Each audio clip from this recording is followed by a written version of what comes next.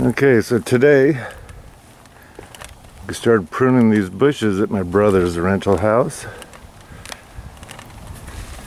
And you can see how much nicer they look. Originally, these here, I think they call them like angel wing. They're they have the yellow tips on them. We used to have 4 or 5 stems coming out, and we made balls out of them. Well, nothing's been done with these. I think I trimmed them once again, but these are about, what, 20 years old. All this stuff in the front, at least 20. But you can see underneath the bushes, so it looks nice. Yet the bushes are tall enough. It's kind of giving you privacy at the windows. And we stopped here. We still have more to do, but we have the trailer full of branches. So we're going to come back next weekend,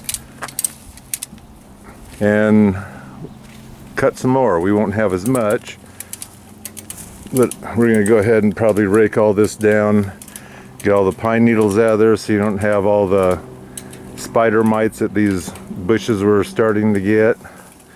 You can kind of see inside here. Of course, that's from lack of light, but that there's all spider mite city if you leave that stuff in there. We have the bigger roadies sticking out, this bush and that one.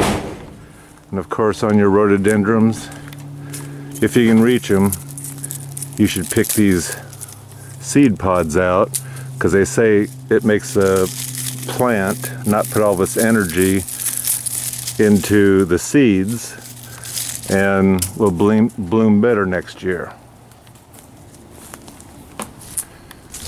So let's look at the side of the house here.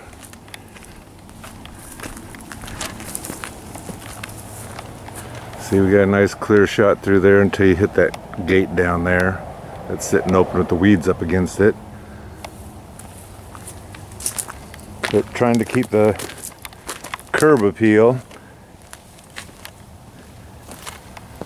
I think we're, in my opinion, doing a good job on the curb appeal compared to just ripping them out and maybe throwing bark dust. But that's our opinion. Anyway, I might make a video of this and make a video next week to finish the job. We'll see. Kevin, you want to say hello? Hello. Okay.